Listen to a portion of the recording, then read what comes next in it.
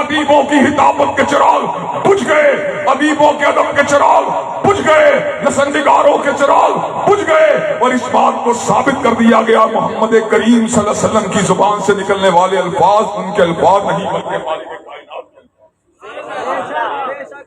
حضرات گرامی قدر، اور یہاں پر ایک بات کہہ کے اپنی بات کو ختم کروں گا۔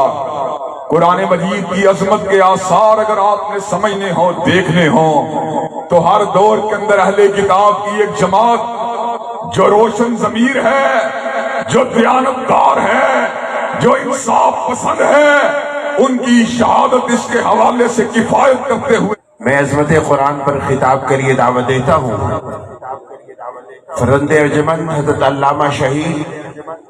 اور پاکستان کی مایہ ناز علمی اور عملی شخصیت جناب علامہ حافظ ابتسام الہی ظہیر صاحب کو آپ سے ملتمس ہو کہ تشریف لائیں اور خطاب فرمائیں۔ نعرہ تکبیر! نعرہ تکبیر! قائد اہل حدیث علامہ ابتسام الہی ظہیر زندہ باد! نعرہ تکبیر! نحمدہ ونصلی علی رسولہ الکریم۔ بسم اللہ الرحمن الرحیم۔ انا نحن نزلنا الذکر وانا لہ لحافظون۔ حضرات گرامی قدر، اللہ تبارک و تعالیٰ کے فضل و کرم سے آج کی بزم در حقیقت قرہ کی بزم ہے۔ میرے پیارے اور عزیز القدر بھائی قاری صہیب احمد میر محمدی صاحب، میرے بزرگوار قاری ابراہیم میر محمدی صاحب، میرے مشفق اور میرے مہربان قاری عزیر صاحب، درینہ رفیق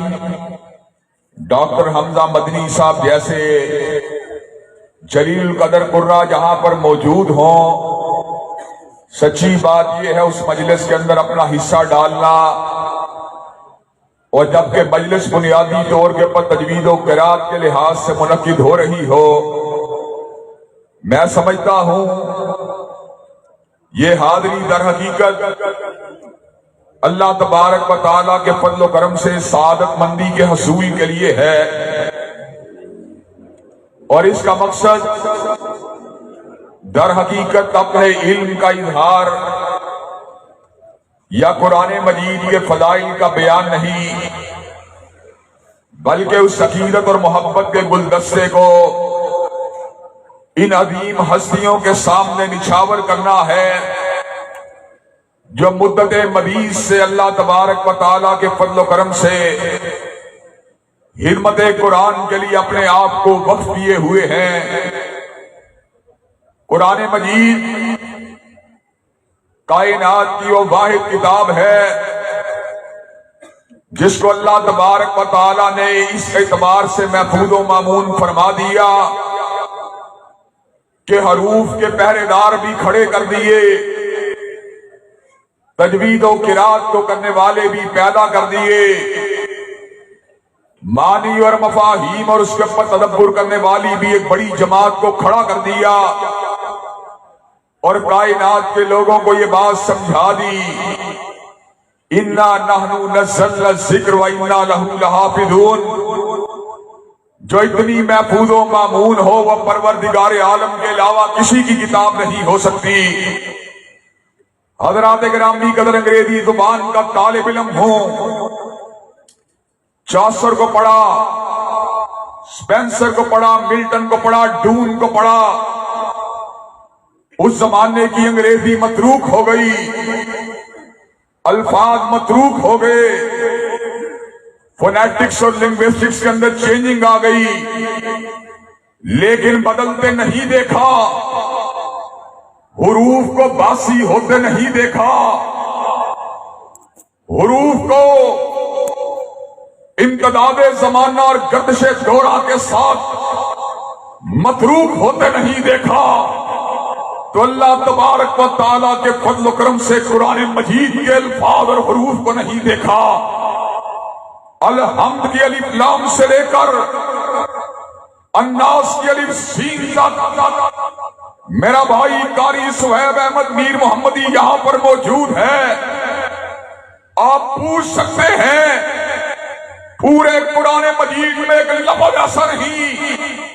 جو اللہ تبارک و تعالیٰ کے فضل و کرم سے آج بھی زبان عربی کے یہاں پر استعمال نہ ہوتا ہو.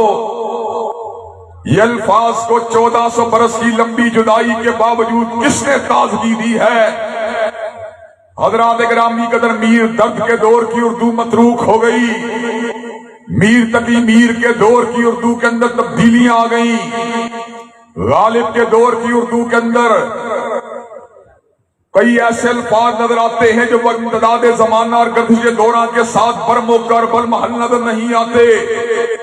لیکن حضرات گرامی قدر 1400 برس کی لمبی جدائی کے باوجود ہم یہ بات دیکھتے ہیں کہ اللہ تبارک و تعالیٰ کے فضل و کرم سے قرآن مجید کا ہر پارہ تازہ، قرآن مجید کی ہر سورت تازہ، قرآن کا ہر لفظ تازہ، قرآن کا ہر حرف تازہ، اور قرآن مجید کو پڑھنے والے قاری ترو تازہ. ابھی آپ کے سامنے قاری ابراہیم صاحب جس انداز کے اندر قرآن مجید کی تلاوت کو فرما رہے تھے، میں اپنے شعور کی تختی کے اوپر قاری عبد الباسط کے الفاظ کو چلتا ہوا محسوس کر رہا تھا.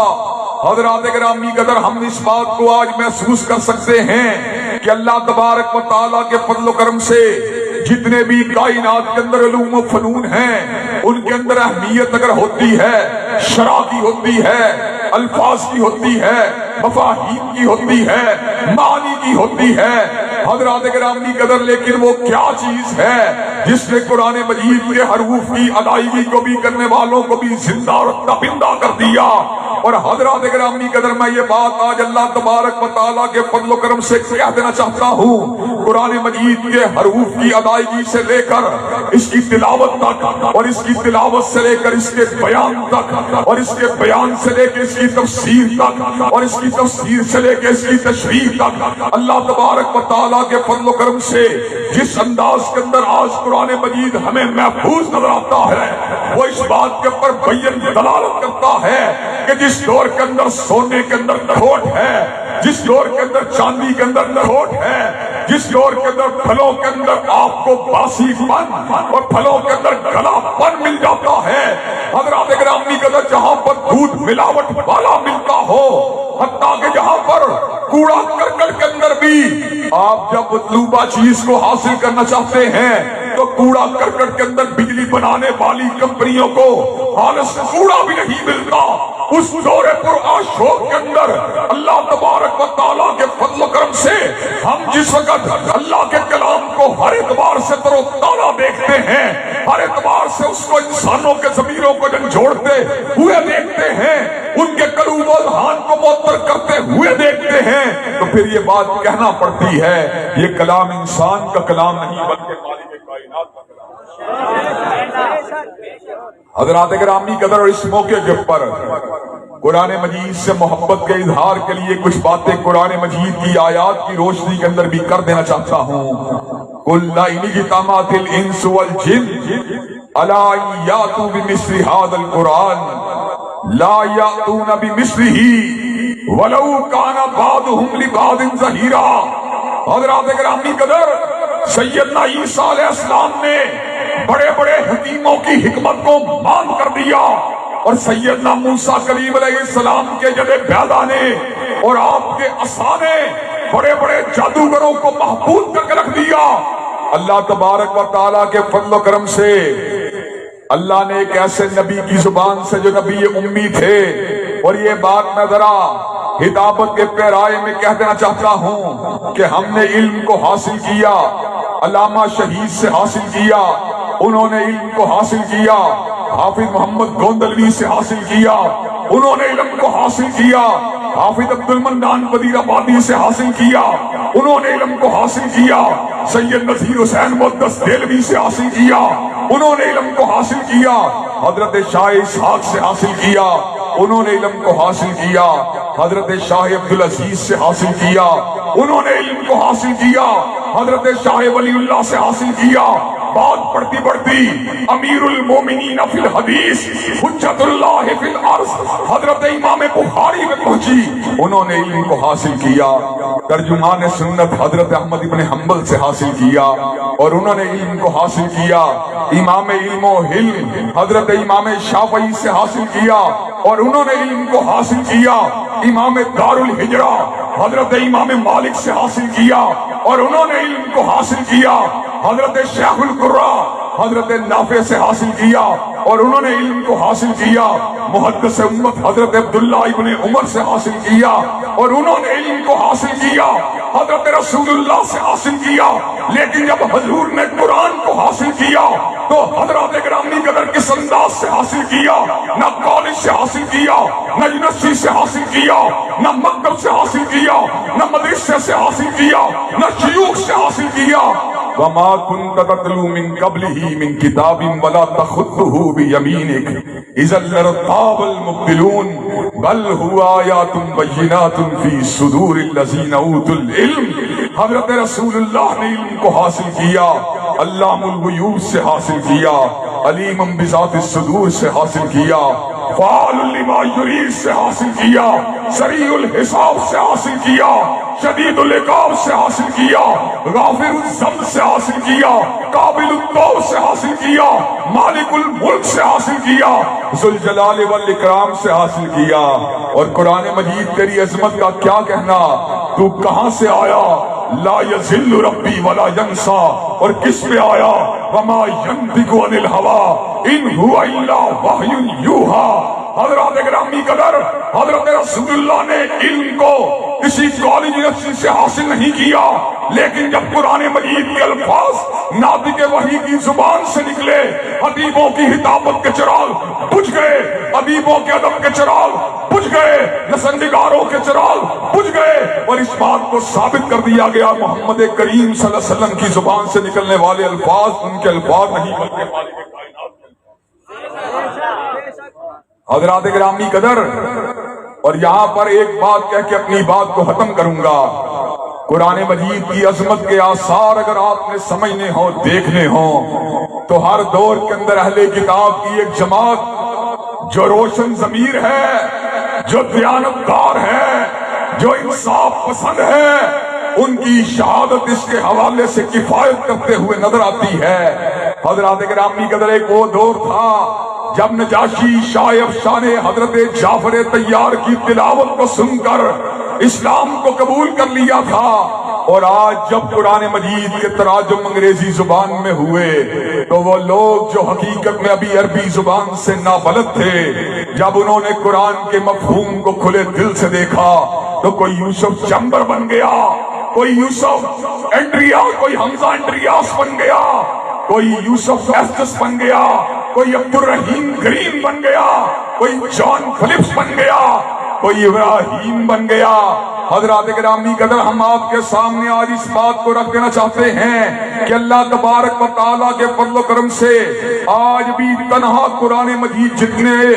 غیر مسلموں کو حلقہ بگوش اسلام کرنے کا سبب بن رہا ہے، اللہ کی قسم پوری دنیا کے دائی ایک طرف ہے اور مالک کائنات کی تنہا کتاب ایک طرف ہے. حضرات گرامی قدر،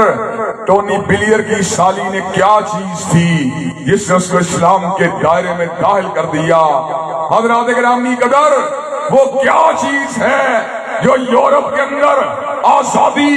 اور جنگلی اور وحشی آزادی کی موجودگی کے اندر، ہر طرح کی آزادی اور تعیشات کی موجودگی کے اندر وہ کیا چیز ہے جو انگریز عورتوں کے چہرے کے اوپر نقاب کو ڈالنے کے اوپر ان کو مجبور کر دیتی ہے، اور جو شراب اور شباب کے رسیا لوگوں کو تہجد گزار بنا دیتی ہے،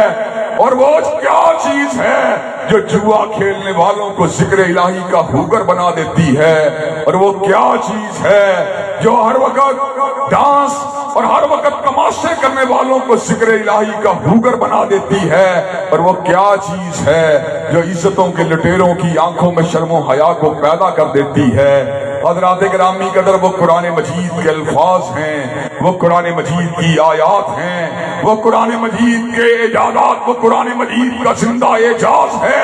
وہ قرآن مجید کی تڑپا دینے والی دعوت اور پیغام ہے. اور بیت العتیق کے لوگوں، اللہ تبارک و تعالیٰ کے فضل و کرم سے میں نے اس مسجد کے اندر برس برس تک نمازوں کو ادا کیا ہے، اور آج ہم یہاں پر اس بات کا پیغام لے کے آئے ہیں جہاں پر ہم قرآن مجید کے الفاظ کے اور قرآن مجید کے حروف کے محافظ ہیں، وہاں پر ہم پیغام قرآن مجید کے بھی نقابت کرنے والے ہیں، وہاں پر ہم اس کے الفاظ کے عام کرنے کا بھی عدم رکھنے والے ہیں، وہاں پر ہم اس کے دروس کو بھی عام کرنے والے ہیں۔ اور سب سے بڑی بات یہ ہے کہ اللہ تبارک و تعالیٰ کے فضل و کرم سے کسی قسم کی بات نہیں کرتے، کسی دنیاوی نظام کی بات نہیں کرتے، کسی دنیاوی ازم اور کسی دنیاوی دستور و منشور کی بات نہیں کرتے، بلکہ اللہ تبارک و تعالیٰ کے فضل و کرم سے وہ دعوت جو تجوید و قراءت سے شروع ہوتی ہوئے تفسیر و توضیح سے گزرتی جاتی ہے، حضرات گرامی قدر وہ اس مقام کے اوپر پہنچتی ہے کہ اللہ تبارک و تعالیٰ کے فضل و کرم سے ہم اقامت دین کی بات کرتے ہیں، قیام قرآن کی بات کرتے ہیں، اور اس بات کو بتلا دینا چاہتے ہیں کہ اس ملک کے مسائل نہ میاں صاحب کے قانون سے حل ہوں گے، اور اس ملک کے مسائل نہ خان صاحب کے دستور سے حل ہوں گے، بلکہ اس ملک کو ضرورت ہے رب کریم کے قرآن۔ حضرات گرامی قدر مجھے یہ بات بتلائیے، قرآن مجید کے حروف کے اوپر اپنے دل کو پگھلتا ہوا محسوس کرنے والوں اور پیغام قرآن مجید کو سننے کے بعد انشراح صدر کی کیفیت کو محسوس کرنے والوں اور قرآن مجید کی تفسیر کے ساتھ اپنے دماغوں کو معطر کرنے والوں، کیا تم قرآن کریم کے قیام کے لیے بھی میدان عمل میں آنے کے لیے تیار ہو؟ کیا تم قرآن مجید کے قیام کی تحریک کا بھی حصہ بننے کے لیے تیار ہو؟ انشاءاللہ انشاءاللہ اللہ تبارک و تعالیٰ کے فضل و کرم سے وقت آئے گا جب یہ چمن معمور ہوگا نغمہ توحید سے۔ وآخر دعوانا ان الحمدللہ رب العالمین۔